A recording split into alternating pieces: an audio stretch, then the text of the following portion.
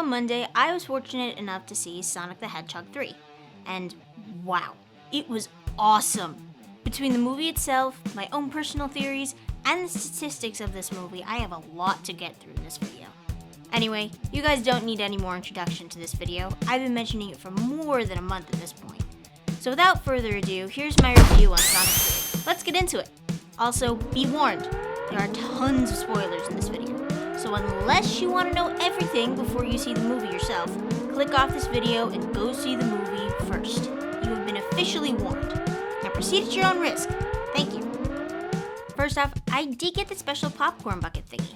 Although I don't really think you're supposed to use it for popcorn, but still, Sonic looks so cute as this thing. Plus, aside from a t-shirt, I don't actually have any Sonic memorabilia, so this is definitely going to be on display amongst my other knickknacks.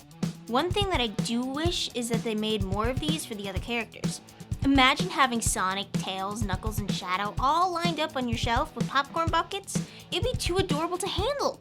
And the theaters could have really milked it by handing out the different characters depending on the time when you saw the movie. Or maybe that you needed to order different menu items to get each character. But I'm still happy with my little Sonic guy. No complaints here. For the plastic item, it's fairly durable, and even large enough where I could use the popcorn bucket for something like a key holder or something else. I'll definitely be keeping this thing for a while. Hey everyone. So, this is Editor Sam from after I tried to post this video yesterday. Like I said in the community post, YouTube wasn't allowing me to put up my video due to the fact that from this point on, I actually had footage from the movie in my video. So I had to put up this drastically modified version instead, with just me playing Sonic X Shadow Generations in the background. Honestly, I thought I'd be able to get away with having the clips of the movie in there, since I'm not monetized or anything, but I guess not. And if you're still here listening to this ramble, thanks for not skipping it. Sorry about the late upload. Now back to your regularly scheduled video.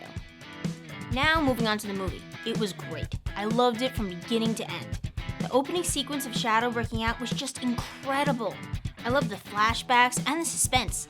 Plus the whole fighting sequence was attention-grabbing and the bits of humor were very well placed. Also, the shot of him running on water was so smooth. Not to mention the fact that he was being held in Japan, which was a nice touch. Something I quickly noticed as well was that the majority of the trailer was using the beginning 10 minutes of the film. Not entirely, as I'll talk about a bit later, but most of it is. Additionally, the first fight sequence of this movie was pretty much as expected. Honestly, something that I thought was hilarious with this was that Shadow never even stepped foot on a motorcycle or held a gun before his stasis.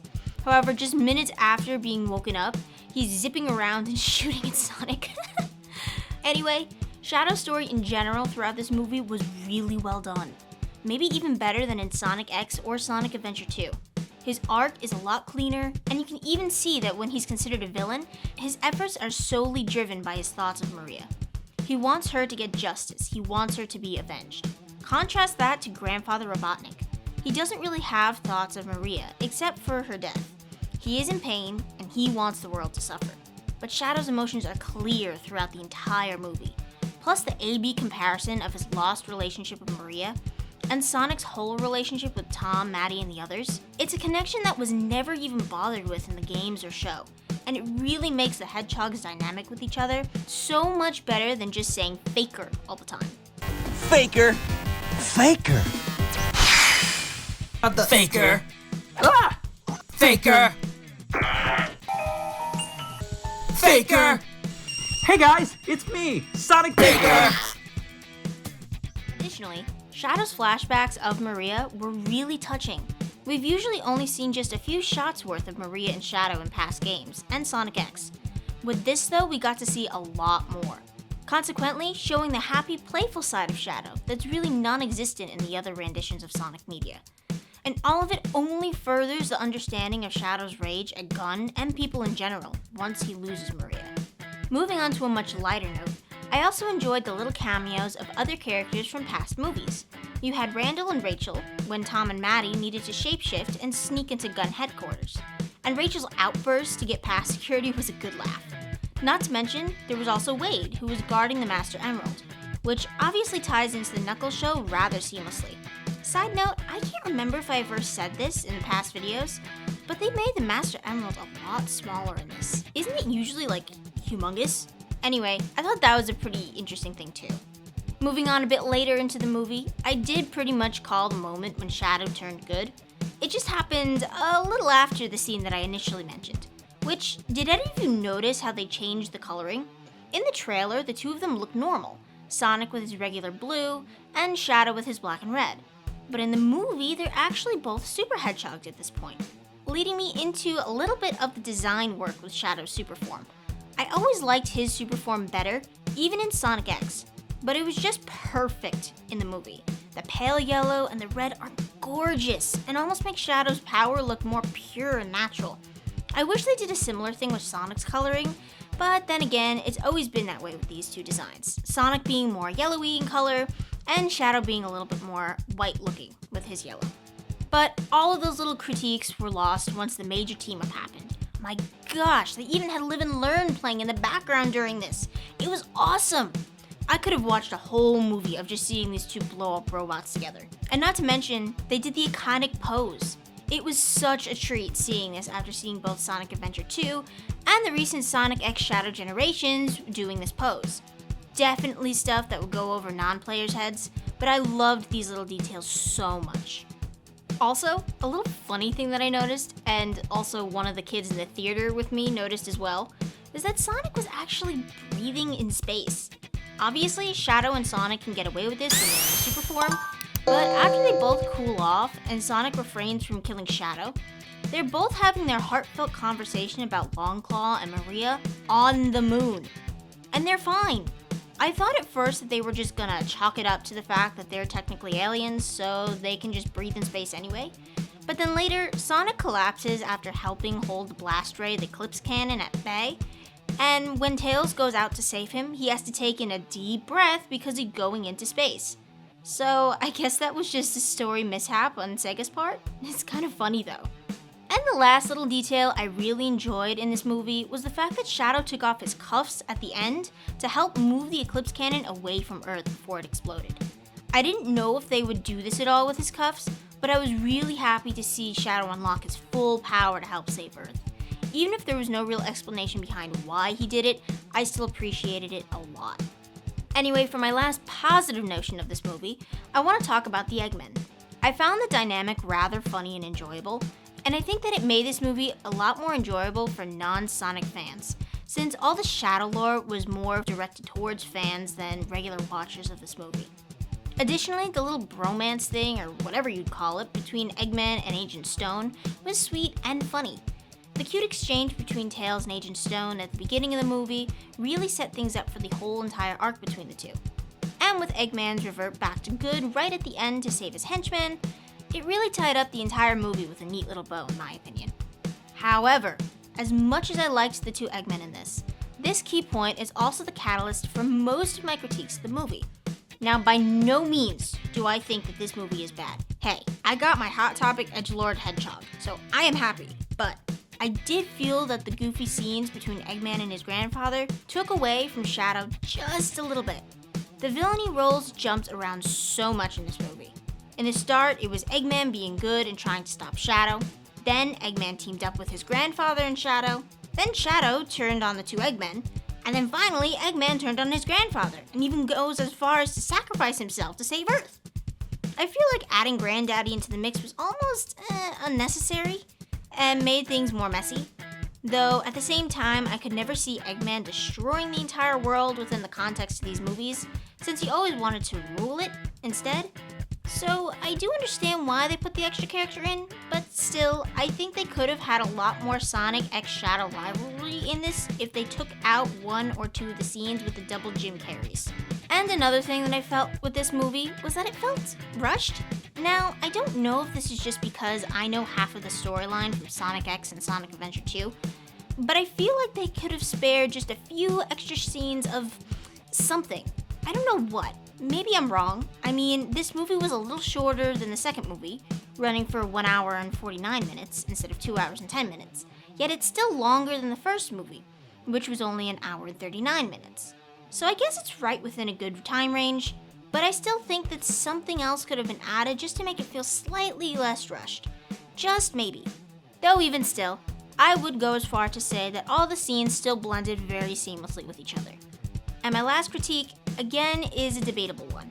It's going back to Shadow's backstory, which has definitely been changed, and kinda closed off any type of connection to Black Doom. Like I explained back in my first Shadow video, Shadow is a manufactured being by Gerald Robotnik from DNA of the alien Black Doom to help cure Maria of her neuroimmunodeficiency syndrome. However, in Shadow's flashbacks in the movie, Maria isn't sick, it seems, and Gunn is claiming that Shadow is an alien that fell down in a meteor. Additionally, they lessen the blow of Maria's death. In the game, she gets shot right before Shadow's eyes, just as she sends him down to Earth in an escape pod. In the movie, however, they just make it where one of the Gunn agents accidentally shoots some sort of flammable substance, and the lab gets blown up, killing Maria in the blast. Yet not the doctors for some reason, who for unexplained reasons is still alive after 50 years later without any stasis or whatnot. I mean, maybe Gunn is lying about some part of this, and Sega plans to set up the fourth movie with Shadow really digging into his past and discovering what really happened. But even if they don't, I mean, the basis of Shadow's backstory is there. I just hope they do manage to tie in Black Doom somehow, since he is a good villain. Which leads me to my next point of theories. Unlike Shadow, who was seen flying back to Earth after it looked like he had died in an explosion in the post-credit scene, yes, do not be like me and have to read about this on the internet. Stay in your seats till the very last credit rolls. Still salty about the fact that I left early. I should know this too, because I've seen like how many Marvel movies? Anyway, aside from that, Eggman, on the other hand, who also sacrificed himself in the same scene, seems to be kaput. Additionally, Jim Carrey is in retirement from acting. He only came out of retirement to do this specific role. So for him to do it again would be surprising to say the least. Now, it's not impossible since that's basically what happens in all the games. I mean, Eggman is the main villain for at least 70% of the Sonic games, so him surviving an impossible blast like that is somewhat reasonable. But I still think it's unlikely within the context of his character arc in the movie, as well as Jim Carrey's working status in the real world. So the introduction of Metal Sonic in the end was, well, confusing to say the least. I mean, Sonic gave Eggman one of his quills in the beginning of the movie, but he never actually did anything with it aside from lick it, which is weird. But now that Eggman and his father are most likely dead, who created the Metal Sonic army? And I did read one theory that Sega is gonna take from Terminator and do some sort of time travel thing with Metal Sonic being something from the future, and Amy coming back to seek Sonic's help. Sort of like replacing Silver's role back in the 06 game. Maybe? Honestly, I'm not sure. Something with Gunn could also happen, but with the strange mix-up of villainy during the course of this movie, and crazy changes to Shadow's backstory, I really don't know what could happen. We could just have Metal Sonic, or we could also have Chaos in the next movie as well, since so much emphasis has been put on the Chaos Emeralds for the past few movies. Who knows? One thing I am fairly certain of, however, is that Amy is going to be a lot cooler than her earlier rendition of herself. I don't think she'll be all that obsessed with Sonic. In fact, I think she'll be a lot more like the Sonic Boom version of Amy. Strong-willed, stubborn, and a skilled fighter than just Sonic's fangirl. Although, I could also genuinely see her squealing in delight after bashing a bunch of robots to pieces, so actually maybe her character isn't such a definite. In any case, I know Amy will be playing a big role in the next movie, which I'm very excited for, as well as Shadow's reappearance. And maybe we could even get a Shad-Amy fight in there, or maybe we could get a bit of romance between the three hedgehogs. But I highly doubt that since this still is a kids movie, and there isn't even really any romance in the shows or games either. Finally, I just wanted to rattle off a few statistics of this movie before I close things out. It has already grossed over $61 million over the course of not even a week, while its budget was $122 million, which is already an amazing feat considering the fact that it's Christmas and most people are less likely to go out and watch a movie while spending the holidays with their families. Compare that to Disney's Mufasa, who are greatly sagging behind in second place, having a higher budget of $200 million and a lesser takeaway of only $35 million in the US and Canada. However, as of the time I'm recording this, Sonic 3 hasn't released worldwide yet. Meanwhile, Mufasa has. So while Disney has gained an extra 90 million from worldwide fans, these same international people will only be able to see Sonic 3 once Christmas Day hits. Alright, and that's it. Phew, that was a lot to cover. I hope you guys enjoyed this review. I know I enjoyed making it quite a bit. Now, obviously this video pales in comparison to watching the movie for yourself. So if you were insane enough to watch this before seeing the movie, go see it, ASAP. And if you already have seen the movie, tell me, do you agree with my assessments? Or do you have some differing opinions? Let me know down in the comments.